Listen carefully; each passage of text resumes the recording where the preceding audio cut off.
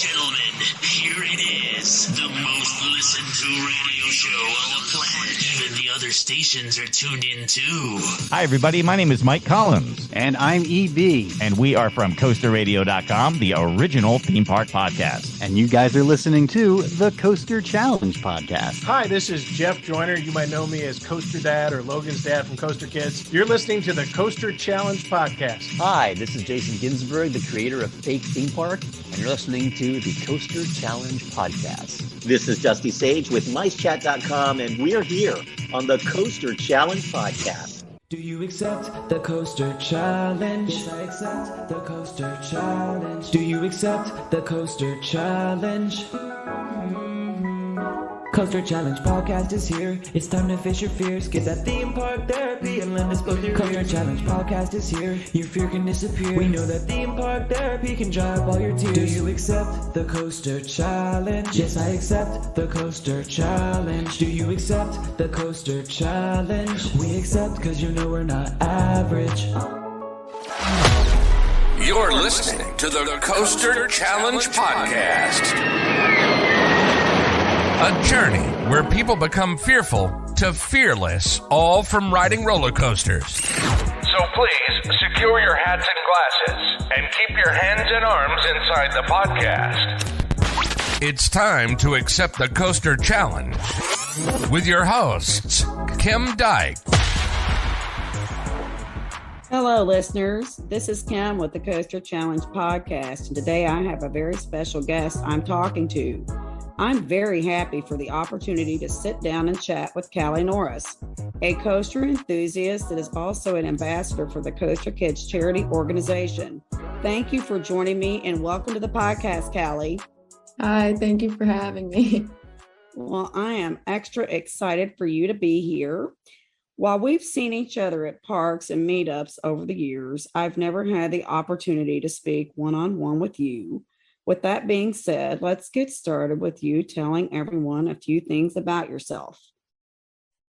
I've been a coaster enthusiast for a while now. I got into roller coasters in middle school, and it became an obsession of mine right away, like right after I got over a fear of them. And it's changed my life in so many ways. Like I had the opportunity to go to so many places because of Koaster Kids and what that's done for me.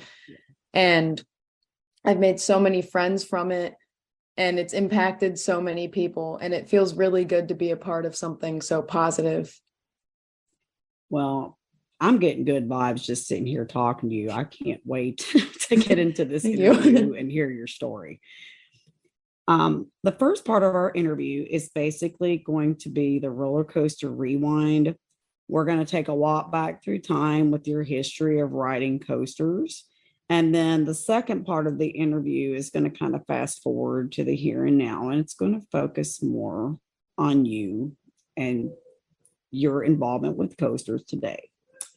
So going back in the Coaster Time Traveler, what was your very first coaster that you remember riding? That I remember riding is Cedar Creek Mine Ride, but the first one I rode was Rollo's Coaster at Idlewild Park. That's in Pennsylvania. Okay, so which one do you consider? So you don't remember Rollo's Coaster? I don't remember it, but it's technically my first. But okay, but you remember Cedar Creek Mine Ride, yeah. You remember the mine ride. Okay. I remember one thing about that mine train. It's janky. Yeah. And I've never ridden the Rollo's Coaster. My first one that I remember was it's now called Woodstock Express at Kings Island. It was the BC. Yeah. When I experienced it for the first time. Looking back on coasters, I know when I started riding, it actually was a very long time before I started riding much, because I was told when I was young, everything was scary. I wasn't allowed to get on much because it was scary and I might get hurt. And I still hear people in lines at parks, how scary is it? What is the one coaster over the years that has scared you the most? Well, the one that I got over my fears with, so I think, I was the most scared for it, was Gatekeeper. because I hadn't ridden anything big before. So I got on that with my like peer pressure from my friend, basically. I don't know how she even convinced me to get on it, but she did.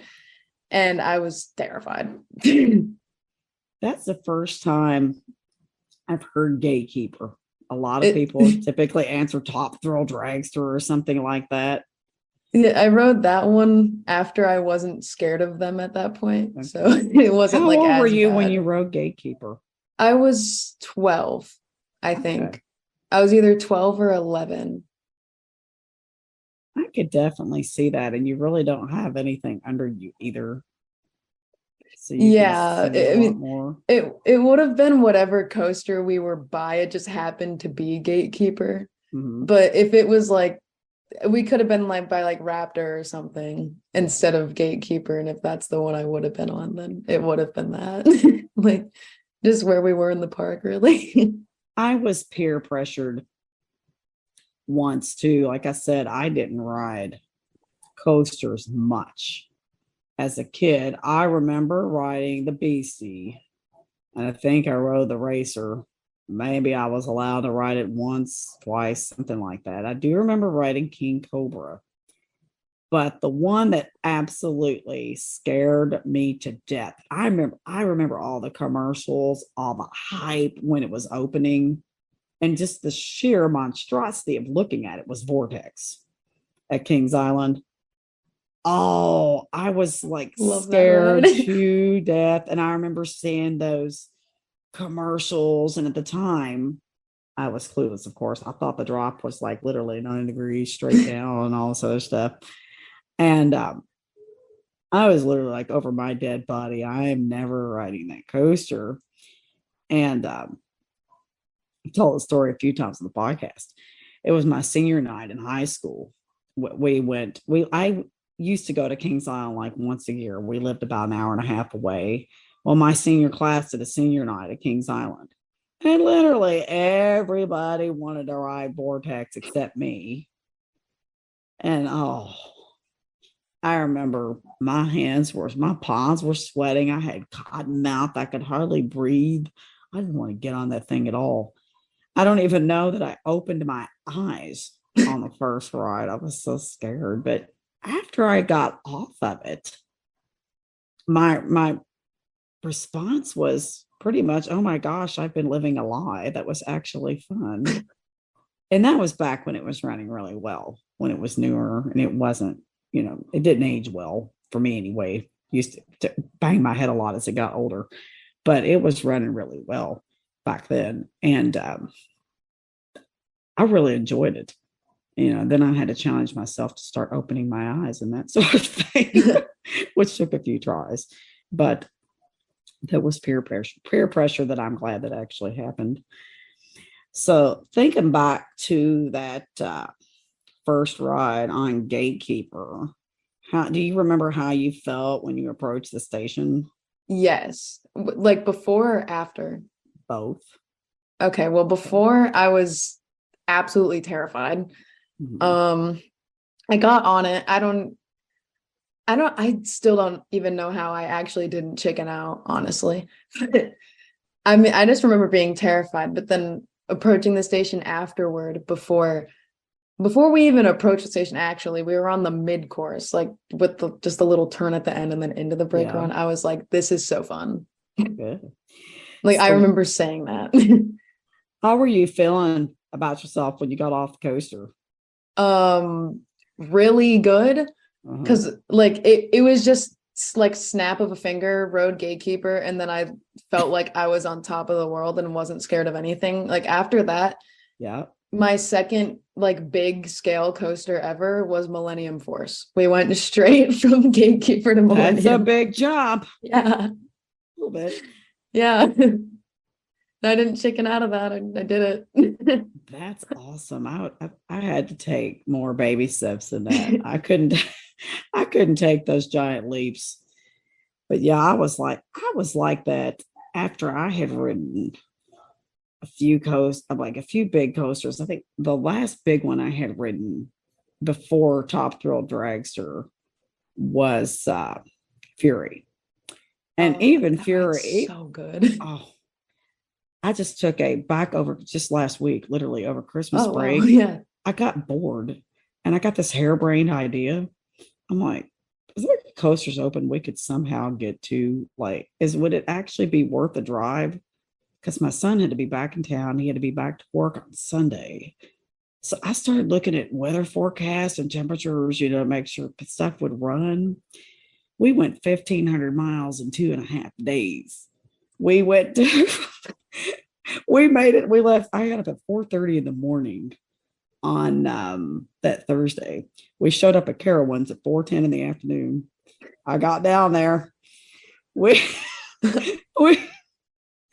we managed to get about 10 rides in on Fury that night with one train. That was a good night.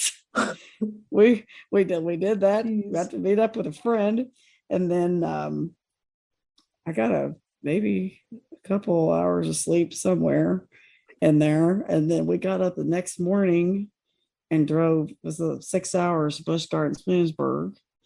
We managed to get on first train of the day of Pantheon, and we stayed there. Did you like it? Was it good? Pantheon. I wouldn't do it if I had not. We went over the summer, so I've been on it before. So we were just trying to hit our favorite coasters at each park. But like I said, I made sure everything would be up and running. And we stayed with that. We followed the plan. We stayed at Busch Gardens for 3 hours and lapped Pantheon. That's all we cared to do. And then we drove an hour to King's Dominion and finished up at Twisted Timbers that night. Jeez. And then I drove home the next day, and then I came home and slept for 2 days, and now I'm back. Yeah, really. Wow. It was crazy. It was nuts. But Fury, anyway, back to that. Back in 2019, the biggest one I had ridden was Fury. And then I felt like I could conquer anything, even though I've since redeemed myself. That was before I even wanted to put my hands up on large drops of coasters. I hadn't even put my hands up at that point in time on the drop on Fury. But that didn't happen until our next visit. Anyway, I was a little overconfident, I think, with my scariest coaster. We were in line for Top Thrill Dragster. It was like all the way through the line for that thing. I was on top, like you said, on top of the world. I wasn't afraid of anything until I sat down in the seat. Oh, I was pretty nervous for Dragster too, even after like all of that. When I sat down in the seat, that was the come to Jesus moment. I'm like, I want to get off. Yeah, yeah. Somebody's just gonna be off the ride. No, you're not getting off the ride. No, you're not. But I literally sat there. I think my hands were going to shake out of my skin. I don't ever remember my hands ever shaking like that. I don't think they've shook like that since. Yeah, geez. But that ride is scary. Well, I'm one of these people. I'm like, I saw everybody else, the kids, everybody putting their hands up on the launch. I'm like, you're not leaving till you put your hands up on the launch. So I just kept getting back in line. You're going to do this until you let go of the sphere. I don't care how long this takes you. It took me 5 times. I finally did it. And it was nice when we finally got to ride King to Caw back this past July. I had no problem. I still haven't ridden that. I want to go there so bad. I loved it. I've been to so many places and I haven't gone there yet. Or Hershey. Those are like 2 big places I haven't gone, like East Coast. Those were 2 that we hit in July. They're both great parks. But Caw, I think it gets too much hate. I can't hear about how rough it is and all this other stuff. I didn't have any problem. Just with those restraints, just put my head forward a little bit. And I'm sure, Yeah. I mean, I do have a problem with bad over the shoulder restraints because my head will bang. I just put my head forward slightly on Caw in the front and back, and I didn't have any issue with it whatsoever. Yeah, I would imagine like people would be a bit dramatic comparing Caw to Dragster. It's got a little. I'd imagine it would be like kind of shaky. Like I have friends that like Kingdom Come more than Dragster though. Oh, I do too. It's got a little rattle in the back, but I just call it invigorated. It didn't bother me. Yeah. I didn't like Dragster as much because when I did put my hands up on the launch, the top of the back of the seats poked out a little bit. It pinned my arms back and bruised like the top of my arm. Yeah, that's why I've never put my arms up on Dragster on the launch before. I quit putting my arms up as high after it did that because it hurt. Yeah, I know somebody who dislocated their shoulder on Dragster. I believe it. From putting their arm up, yeah. And now on call, I was able to completely put my arms up. Nice. And there was no issue with any pain. Nothing was poking or pinching. That's one of the reasons I liked it better. Okay, so let's rewind back to Gatekeeper.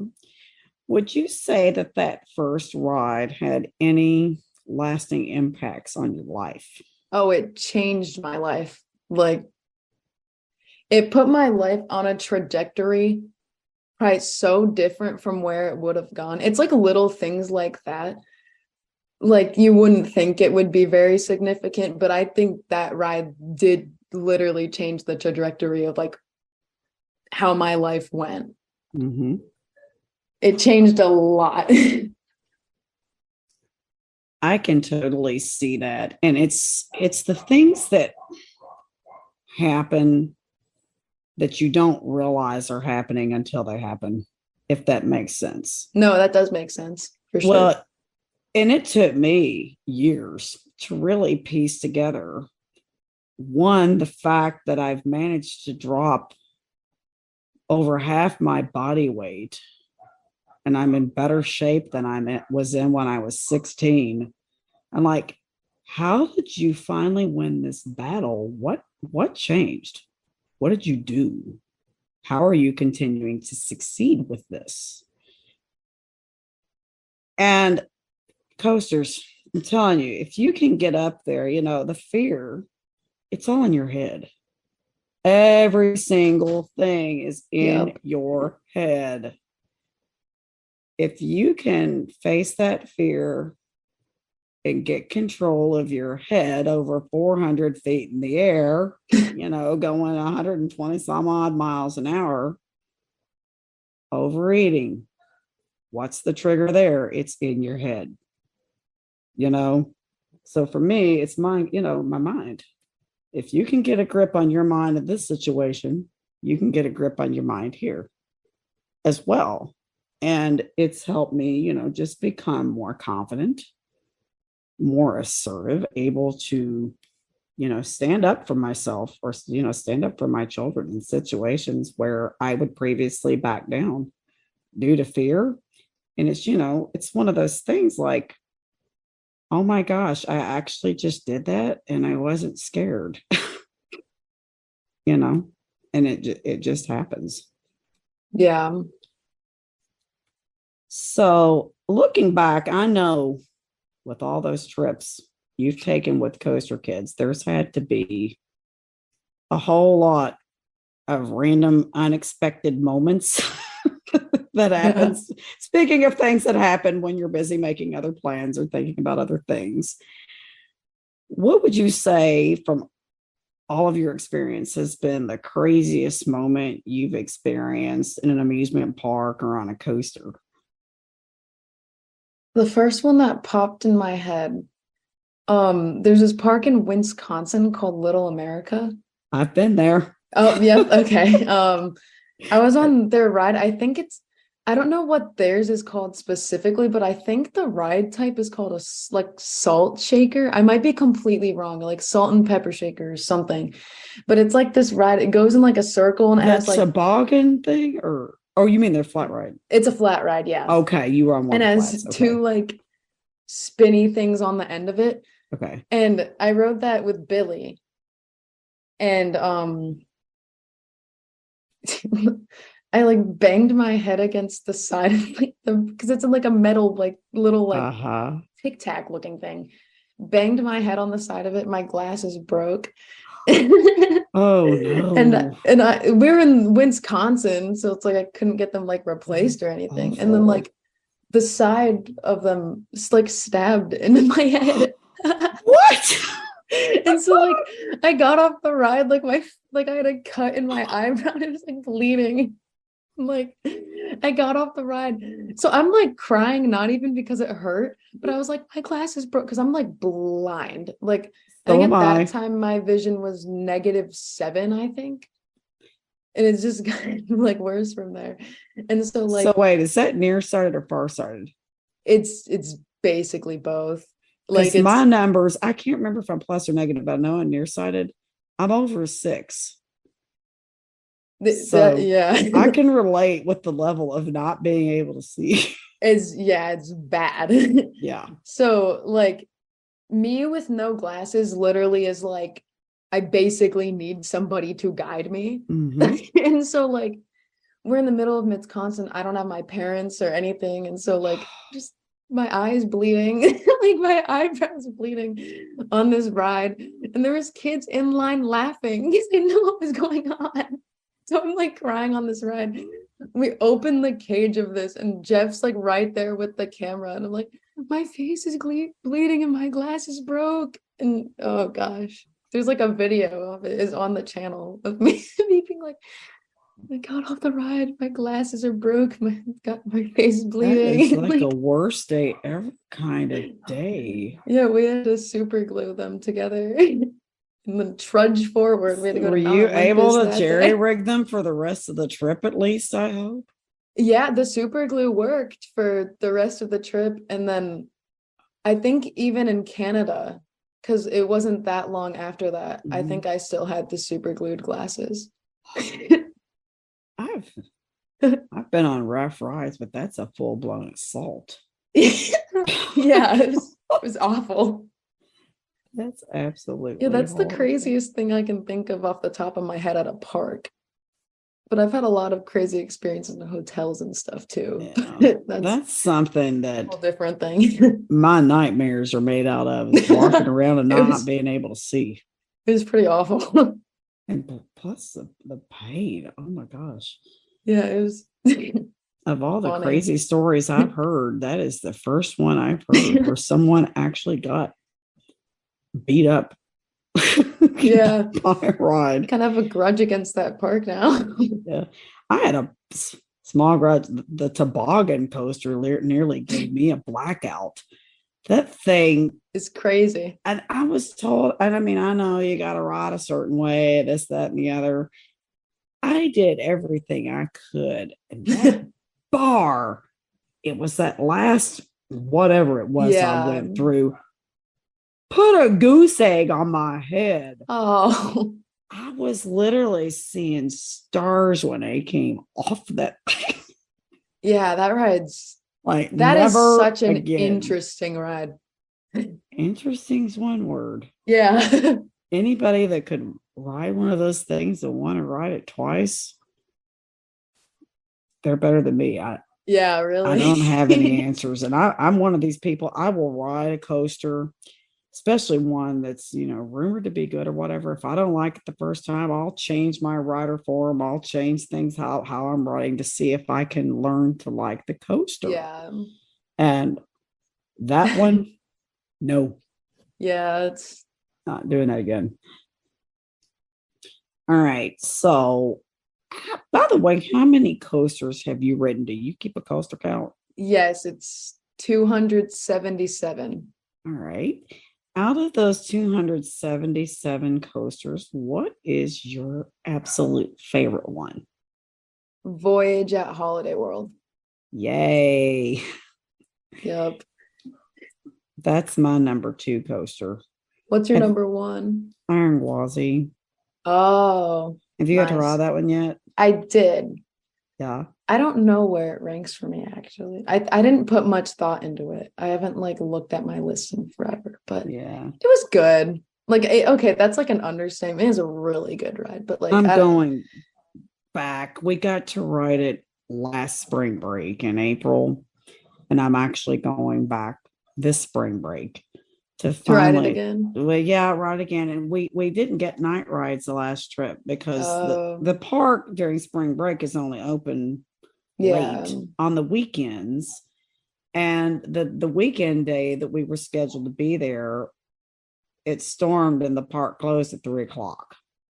So there went my night rides. It stormed when I went too, but before I got on it. And so that's the longest I've ever waited in a line.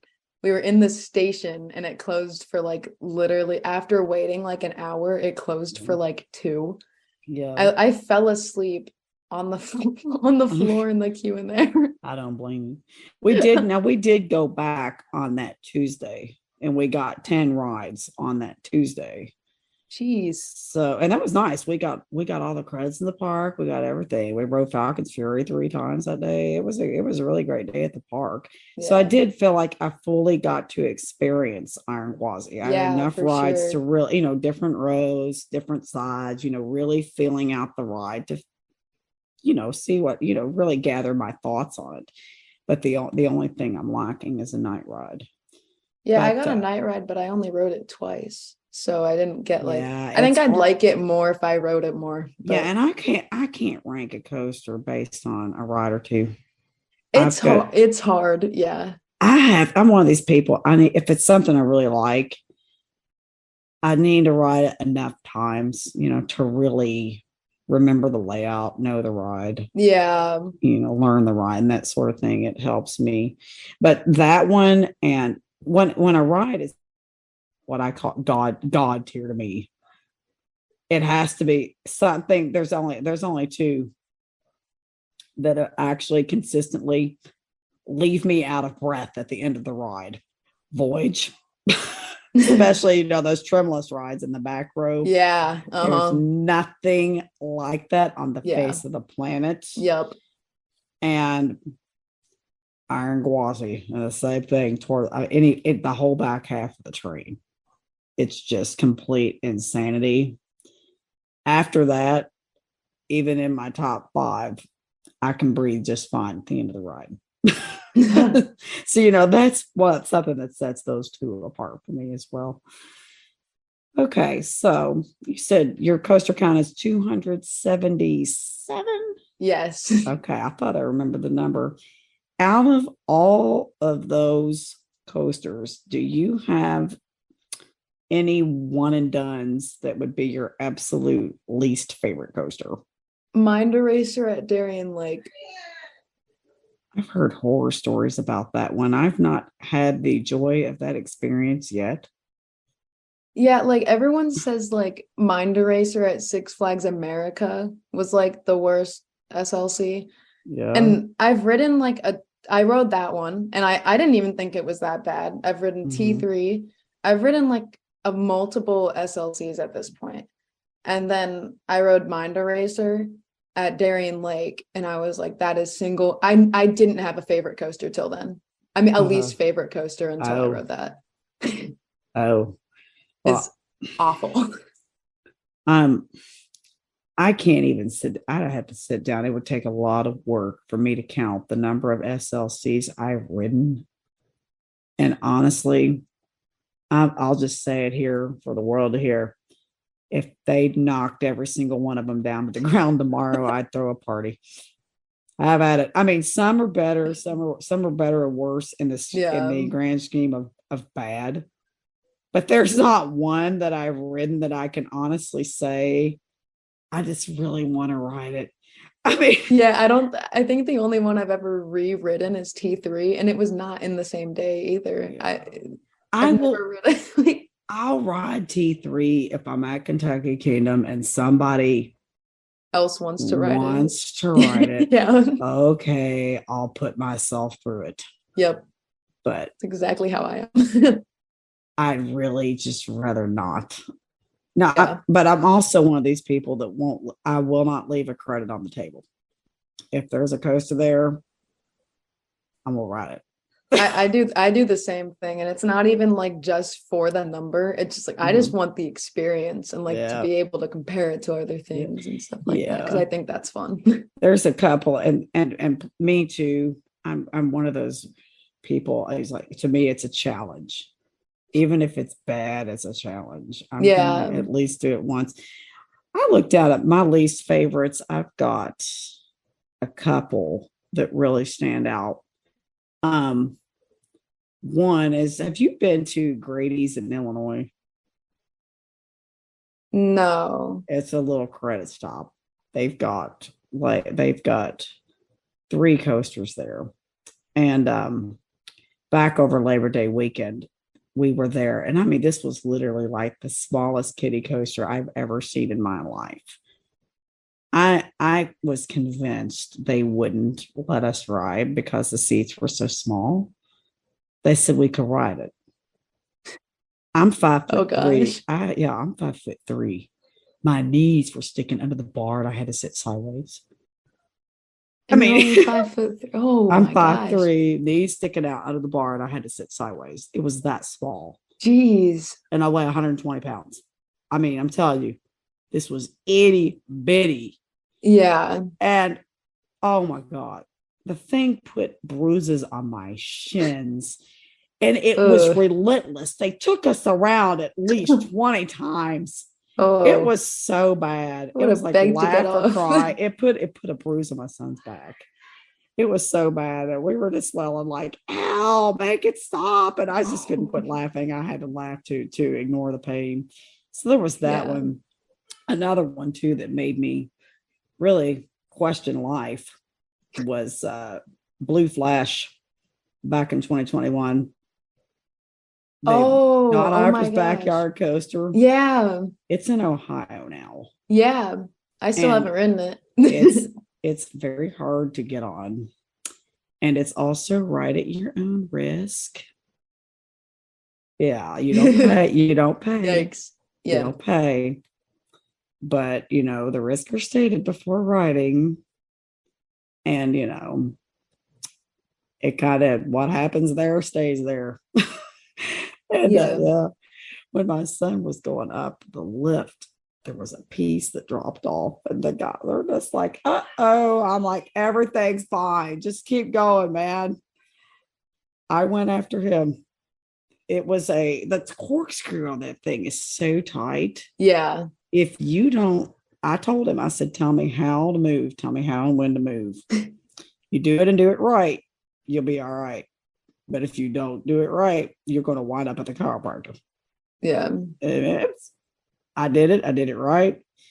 But they're like, you want to ride again? Nope. Now, Blue 2 was there too, and it was fun. It was actually pretty well put together. But Blue Flash, oh my goodness. That thing can make you wonder, what am I doing? But again, I'm one of those fools. It's a challenge. How do I ride this thing? Yeah, really. I'm gonna do it. We did it. I said I did. I was in. And then the other one for me was Vortex at Carowinds. Oh, that's the stand-up. Yeah, the stand-up there. It was awful for me. It was all right. It beat my head up real bad, and it hurt my legs. Felt like they were going to explode when I rode it. I only rode it once. I don't really remember it well, but I just remember riding it once and refusing to ride again. Yeah, I just remember like pulling into the station, and like the 3 people I was with were all just like, yikes. Yeah. Like, not great. All right. So let's move kind of in a different direction away from specifically from coasters, and let's talk about theme parks. Out of those 277 coasters, I know you've had to visit a lot of theme parks. I've seen you in an absolute ton of Coaster Kids videos. Mm-hmm. Out of all the theme parks you visited, what is your favorite theme park you've been to, and why is it your favorite? I like Disney's Hollywood Studios the best. And they don't even they have Slinky Dog. I think that's their only coaster off the top of my head. But all of the rides there are just incredible. And the atmosphere there, just really cool, because it's not too themed to where that's the only thing it relies on. But it's also just really fun, because they have Tower of Terror and Rise of the Resistance and Runaway Railway. So they have a ton of good rides. And I just had a really good experience there, because I've only been there once. I've been to Disney World technically twice, but I just went back to Epcot once to ride Guardians, and that was it. But so I really only have not much experience at Disney World as a whole. Yeah. But Hollywood Studios got one day, and it was probably one of the best days I've ever had of like my life. I was with a great group of people, great rides. It was awesome. Yeah, you mentioned Guardians. We're actually going to hopefully be able to ride that on our That spring ride break is trip. amazing. It's bucket list. I'm hoping to get on that one. Now, Disney, I'm glad you told me some things about Disney because I've only been to Disney once. It was back my freshman year of high school on a band trip. Oh, And I yeah. don't even remember it because everything was in such a rush. I don't even know what I did. Yeah, that's exactly how my mom was when she was going. Her only experience was because of a band trip, and then she finally got to go when I went. It was this year. Awesome. And the cost of Disney too, you know, there's Insane. nobody as expensive as Disney. So what I think we're going to do, we have not been to Disney yet. I think we're going to hold off until, you know, Tron is Yeah, that open makes and sense. ready. Yep. And I think what we're going to have to do, you know, for money's sake, is I'm thinking hopefully next year, make the Florida trip Disney focused, you know, Yep. just do that, you know, like maybe 2 days tops because it's so expensive. But, you know, give us a chance to at least get in, experience the different parks. You know, and I've got one friend in particular that lives in Florida that can help us, you know, get around and maximize the time in the parks. So I'm not doing what I do best, wandering around lost, trying to figure out where things are. And, you know, I'm like what you described with Disney. I'm like that with Universal. I love Universal And it's much. not because there's really not that many coasters there. Mhm. Of course, Velocicoaster is fantastic. Love that ride. It's my fourth. Adore it. It's my fourth favorite. But aside from Velocicoaster, honestly, just the atmosphere of that place, Yep. particularly for me, the Seuss area. I love the The Seuss area is me. It's so cute. It's quirky. It's just weird. It's very silly, out of the box. That's just how I am. I could literally just sit right in the middle. Yeah, really. That little Seuss land, and that's just my happy place. I could stay there forever and be just fine. Yeah, I've had a lot of experiences at Universal because I hadn't even been there until like exactly a year ago. I went like 2021 December, like late, like after Christmas. Yeah. And I got a season pass because it was cheaper than holiday tickets. Nice. So then I kept coming through like the whole entire, because I have friends that live down there. That's awesome. So I can like fly down alone. Nice. Like without my family or anything. Yeah. I just fly down. One of them picks me up. We go to Universal. So I have a lot of like, I went to Universal the same amount of times I went to Cedar Point this year. Oh, nice. That's so Yeah. nice. Yeah. I've only been to Universal. I spent a day at Universal, and I've been to Islands of Adventure twice. I Love would that park. Go more if I could. So good. And if I lived close enough, I would certainly want a pass to go. But that's one of the things with this next trip we're taking. I said, okay, we are committed this time. We're staying out of Universal. Yeah. It's hard because you gotta commit to only Disney. That's what I did. And that's the only reason. Well, we're staying out of Universal this time too, so we can go to other places. So we can go to Epcot, and we want to get the credits over at Legoland and the Peppa Pig Park, and we want to go back to Busch Gardens so we can get Night Rides on Gwazi. So just even with the extra day at Epcot, I'm like, okay, we have to stay out of Universal. And the next trip we make will probably be just Disney. And then when we return, hopefully by then, Epic Universe, I think will be open, not next year, but the year after next. Then we'll be able to do Universal again at that point in time. But I've definitely got to switch it off. I can't do it all. Yeah, you can't do it all at once. I would be broke. It would not be a good thing to do. Yeah. Okay, so we've talked about your favorite park. What are some of the bucket list places to visit that you've not gotten to go to yet? I really want to go to Disneyland in California. That's like the next trip I'm like really trying to get onto. I don't know if it'll happen, but like me and like some of the other people involved with like Coaster Kids and stuff, just a couple. We want to go to Disneyland. I'm trying to convince my mom to like take me there for like a senior trip. But I don't know if that'll happen. I might have to pay for it myself. But we've been trying. We tried to go to Disneyland last summer, but we started planning it too late. So like couldn't save up enough. And then it was like, okay, we're gonna go this summer. So like I gotta start working more. I'm committed. I want to go to Disneyland. So are you a senior this year? Yes. Okay. You have a job too? Yep. I work at McDonald's and I hate it. Those jobs I had when I was younger that I hated motivated me to keep going back to school, college, and working hard at academics so I could eventually get to do what I wanted to do and not be stuck my entire life doing something I didn't want to do. Yeah.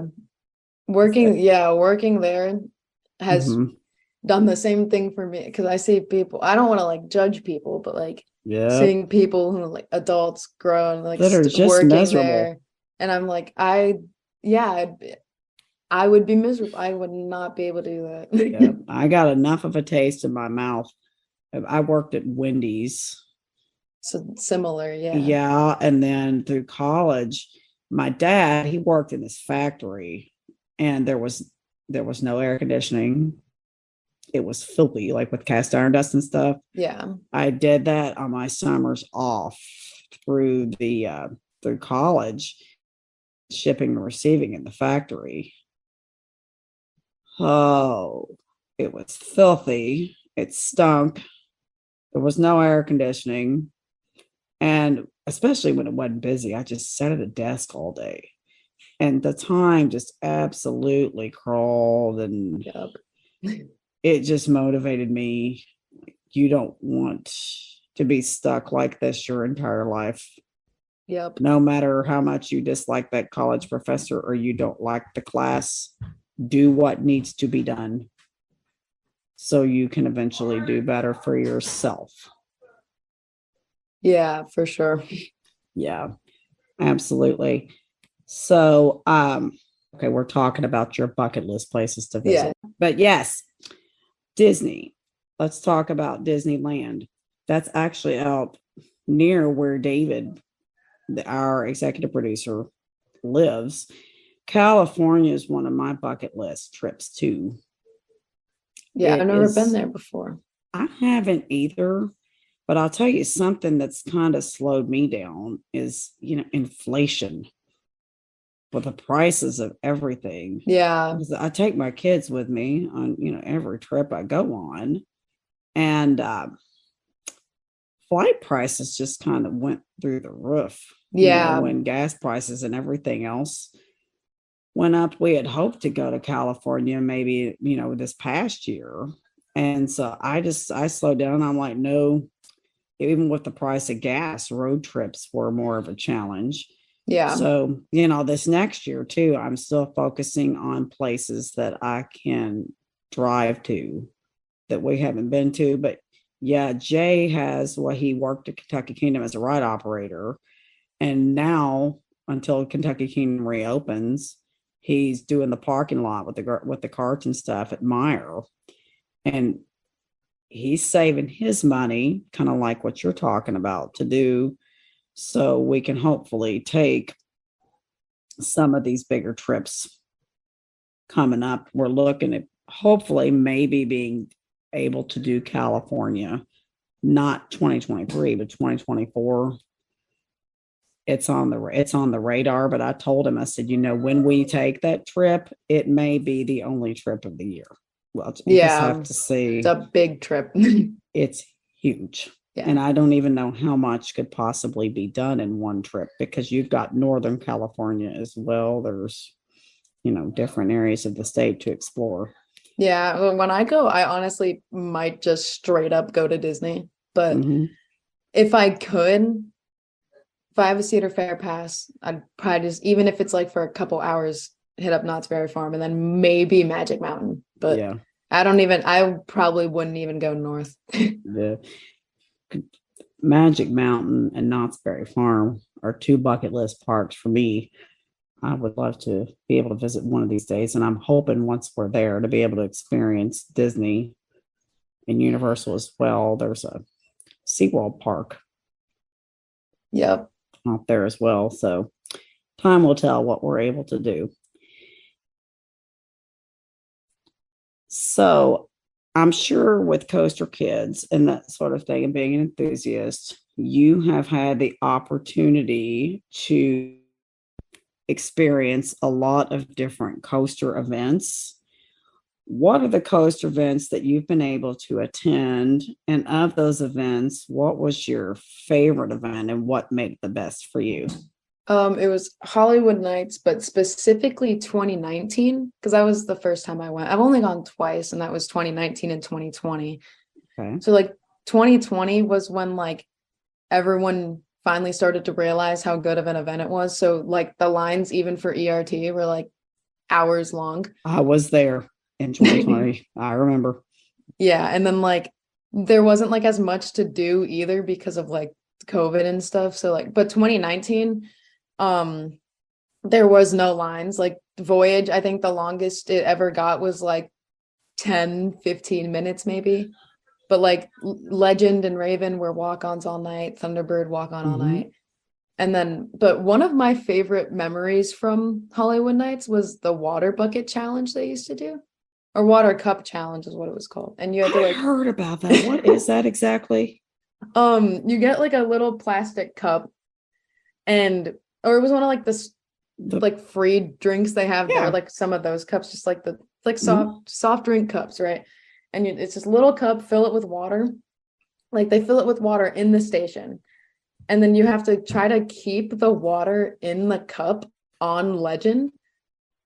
So, there's like different tactics you can do. Like people would like suction it to like arms or like legs or like, I think what we did, we put it on our mouths, like my group. Oh my gosh. So like if it like splashed in your mouth, you could like spit it back in.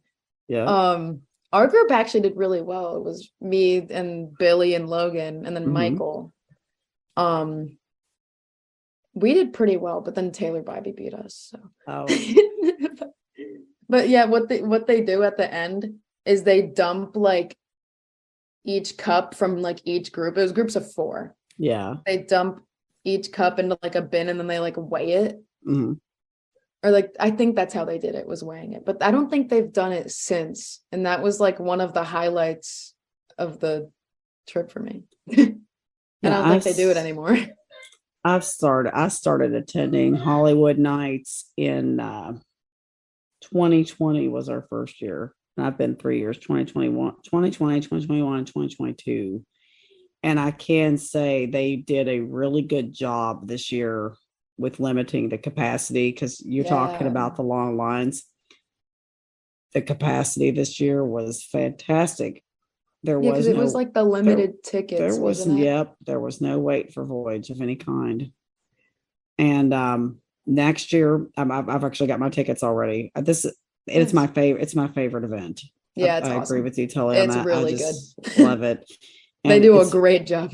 And it's one of the reasons I'm so glad that it motivates me to focus on my physical fitness too, so that I can, marathon from Voyage and it doesn't hurt my body. It's fun. I want to keep doing it.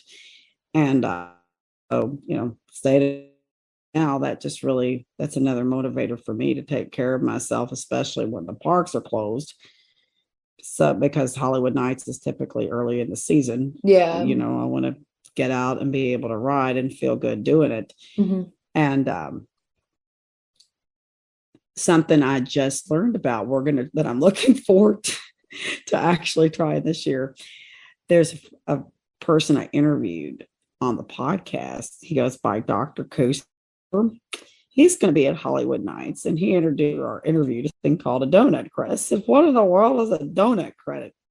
So he sent me this video off his YouTube channel of himself taking his time and eating a donut on Iron Gwazi.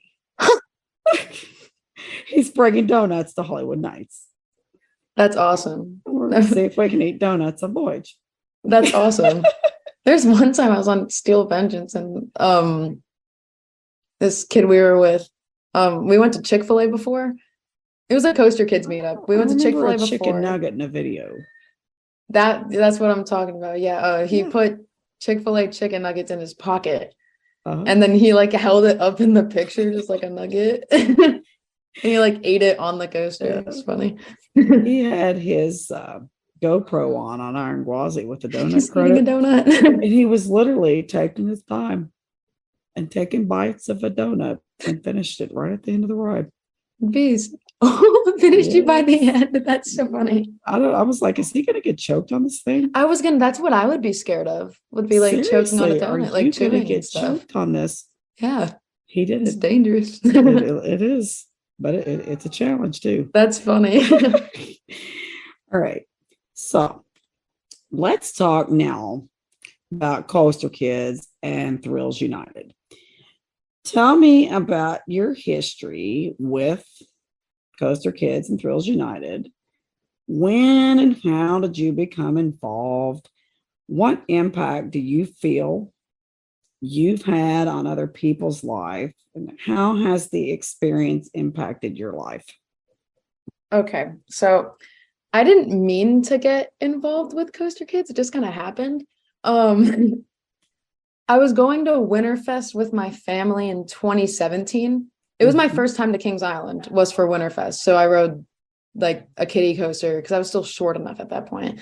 And then I rode Mystic Timbers, and that was my first time to Kings Island. But I forget how we were even got like in contact, but I was talking with like Jeff in like the Coaster Kids DMs or whatever. And because like I had met them before in earlier that year at Coaster Kids Day at Kentucky Kingdom. So then they followed me after that, I think. And then it was a birthday gift for me, actually. It was going to Kentucky Kingdom it was the first Coaster Kids Day there. And then like I didn't really get to talk to Logan at all, even. I didn't ride with him or anything, but I talked to Jeff just very briefly because it was just like the Storm Chaser ERT was in the morning. So then after that, they had like a newscast like there. And then Jeff randomly selected me and my friend to be on the news for Coaster Kids, like to be interviewed. And so that was like, I think part of it was like, it was so just out of everybody there, like randomly selected me. Yeah.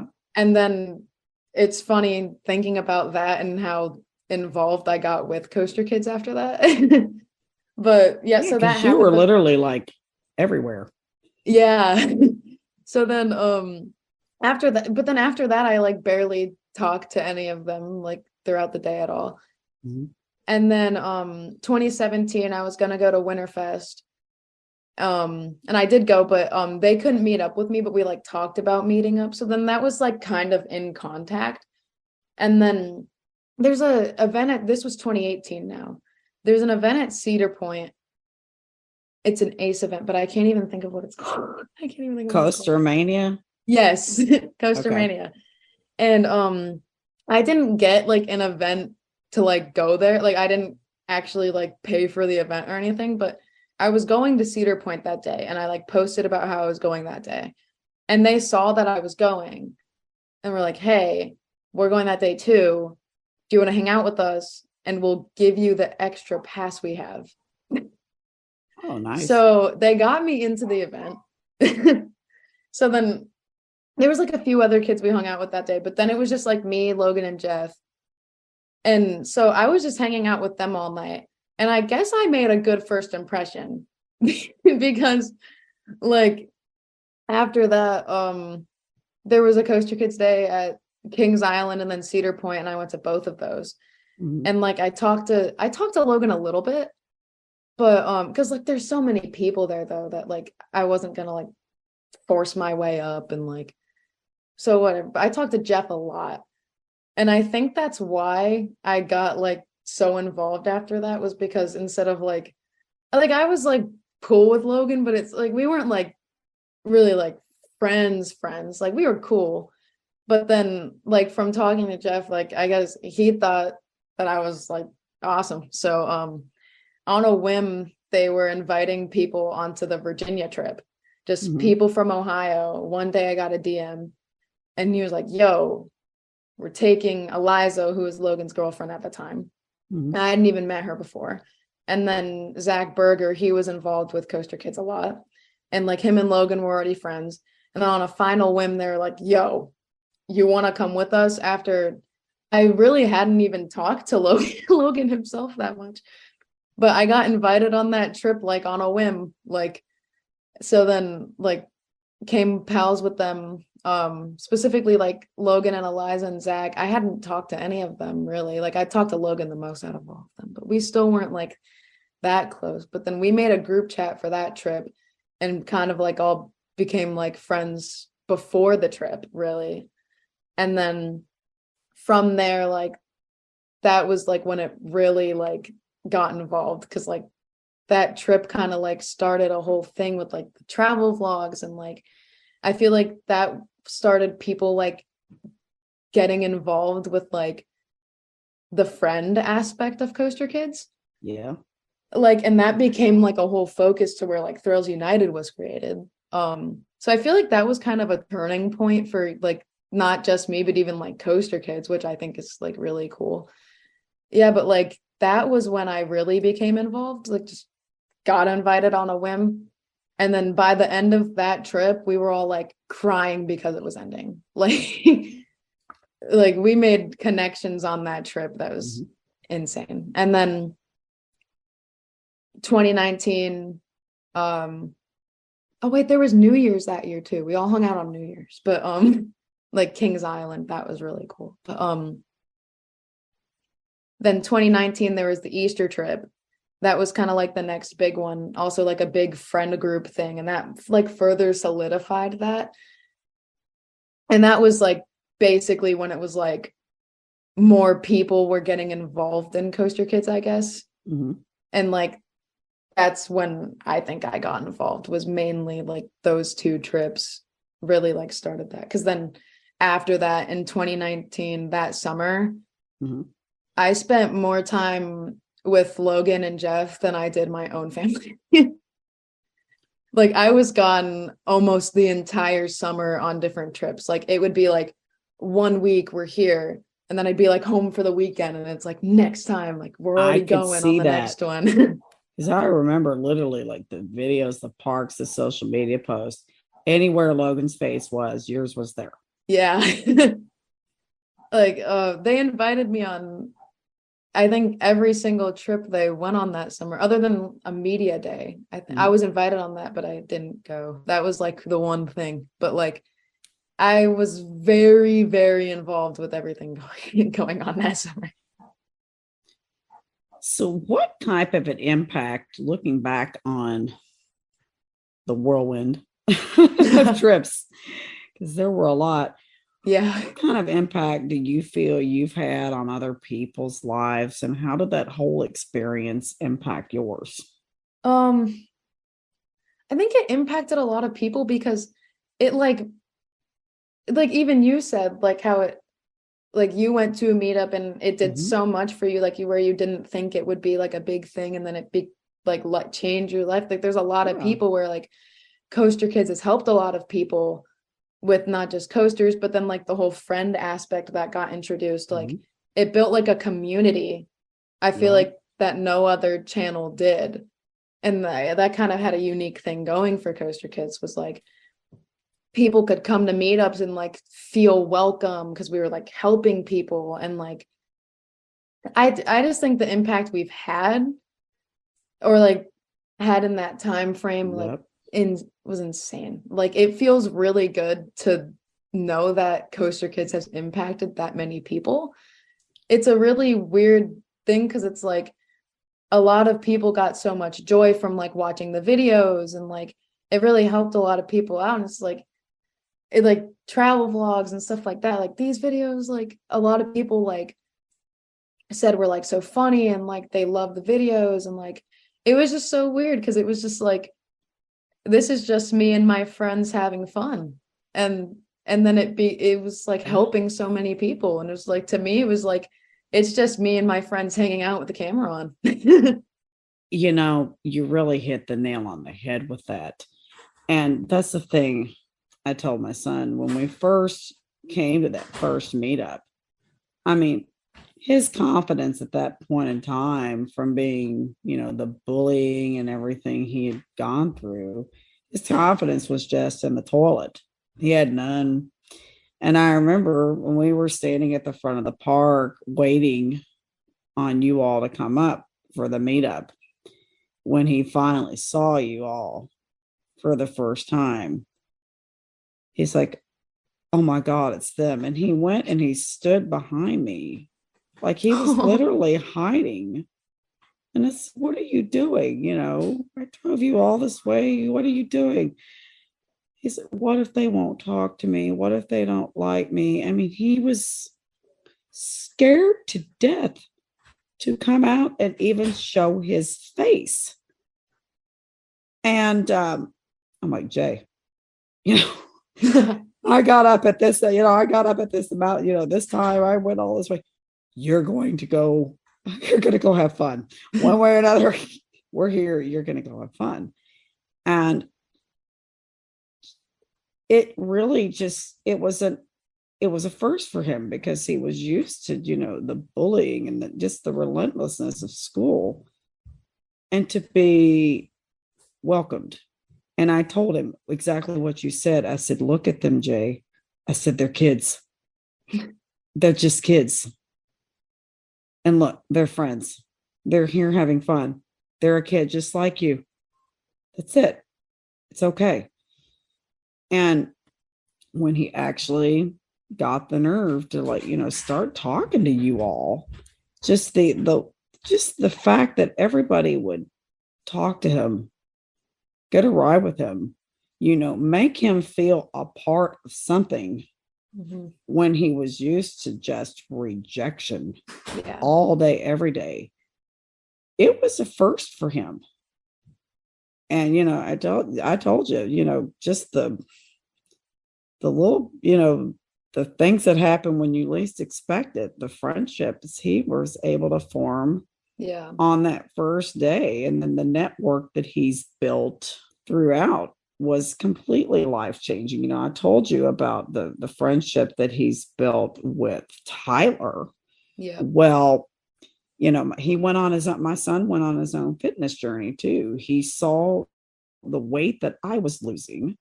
And he asked me, it was after about a year into my weight loss. He's like, okay, how do I eat to lose weight? You know, what do I need to change? I told him how to lose weight. But then it was another friend of Tyler's, Michael, who was very accomplished in the martial arts.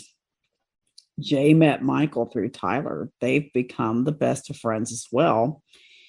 Michael taught Jay through video chat, you know, like what we're doing right now, how to get strong, how to exercise to build muscle and strength. And then Jay, about a year later, watching my son get buff and strong, I said, show me how to do that.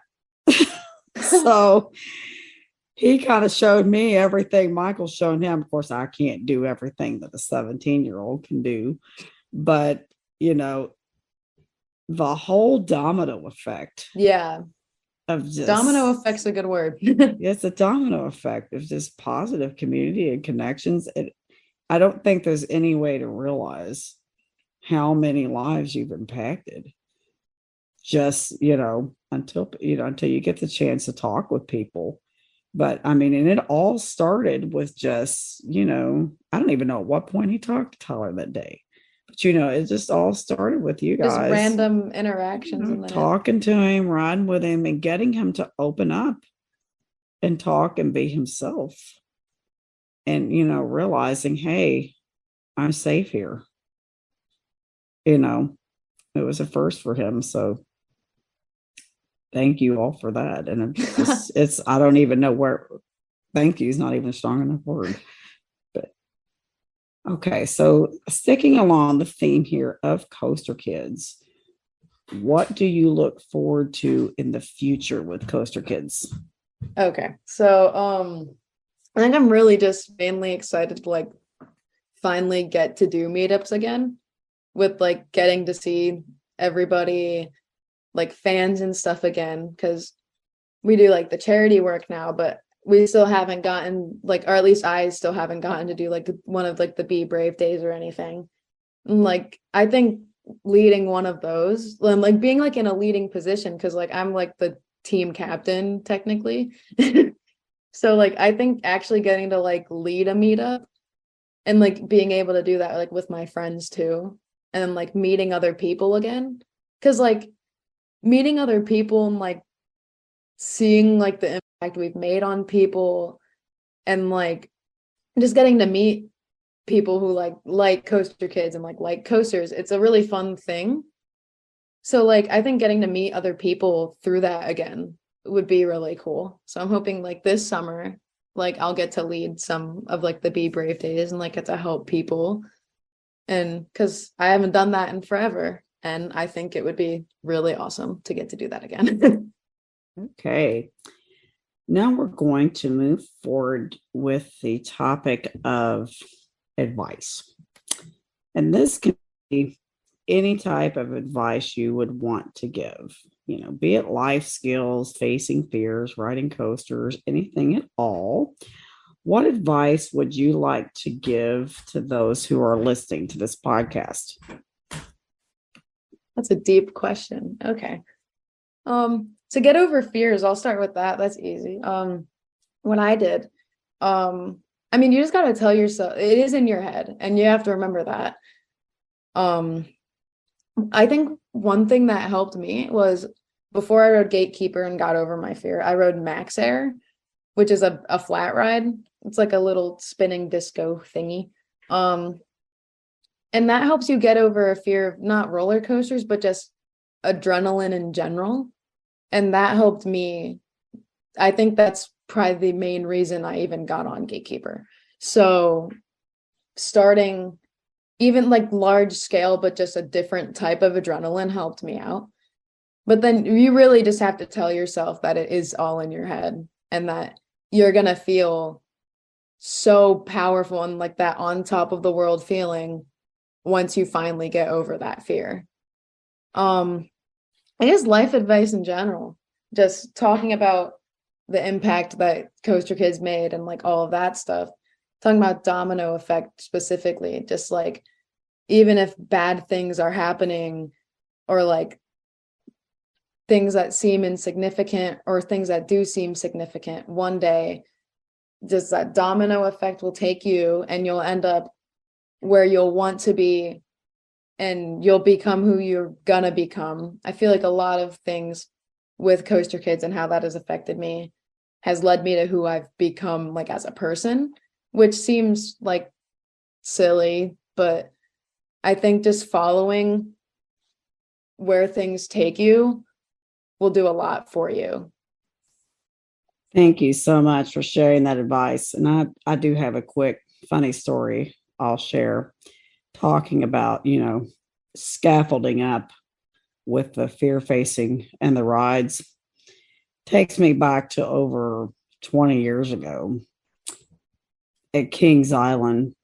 Like the biggest thing I'd ever ridden was Vortex, and I think I'd ridden it once.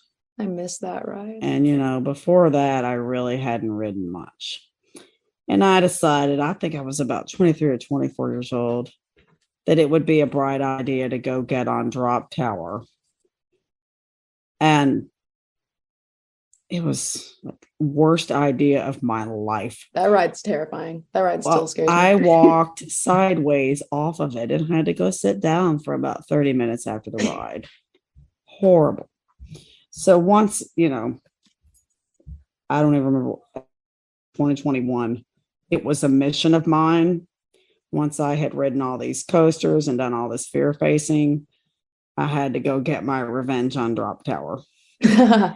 And now, I mean, we did the whole, like, one of the things John and Tyler showed us back in the early, days with the Coaster Kids meetups is dropping zombie style, hands out, feet out.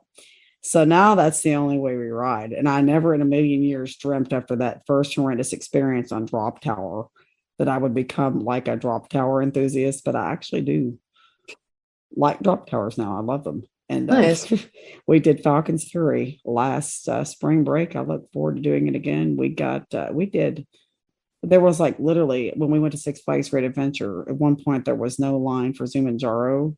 So we rode like 15 times in a row. We just kept switching out seats. That ride would terrify me. Like, Right. I do it, but They see, don't I don't know anymore. why I didn't find Falcon's Fury that scary. But It's like, a control drop. I noticed that. yeah, like it doesn't feel like, I don't know. But Falcon's Fury, when I rode it, did not scare me as much as I thought it Yeah. would. No. But like drop towers in general, even sometimes, like King's The Island, only- I'll still get. The only thing that scares me per se is some of the restraints. You got to watch your shoulders Yeah. and make sure it doesn't hurt. So just as a caution, I'll usually hold on the first time just to prevent shoulder pain. And then if I feel like I can let go, I'll let Yeah. go. But if it's too jerky on the brake, I won't. All right. And our very last question revolves just around social media. Where can our listeners find you on social media if they would like to learn more about you or reach out and make contact? Okay. Well, I have Instagram. It's Callie the Coaster Enthusiast. And then I have YouTube. Also Callie the Coaster Enthusiast. I haven't uploaded on there in a while, but I want to. I'm just busy. I'm a senior in high school, so I don't get much time, but I'm planning on it. But yeah, a main source of like contact would be Callie the Coaster Enthusiast on Instagram. Well, I want to thank you so much for being my guest on the podcast. I've really enjoyed talking with you and hearing your story. Thank you. And I appreciate you talking with me. Yep, thank you. I had a great time. The pleasure was all mine. I enjoyed it. If you enjoyed today's episode, be sure to like and subscribe wherever you get your podcast. If you want to see more of us, we upload every Friday. Be sure to like us on Facebook, Instagram, Twitter, and YouTube. All at Koaster Challenge. Links are in the description below. Thanks for joining us here today.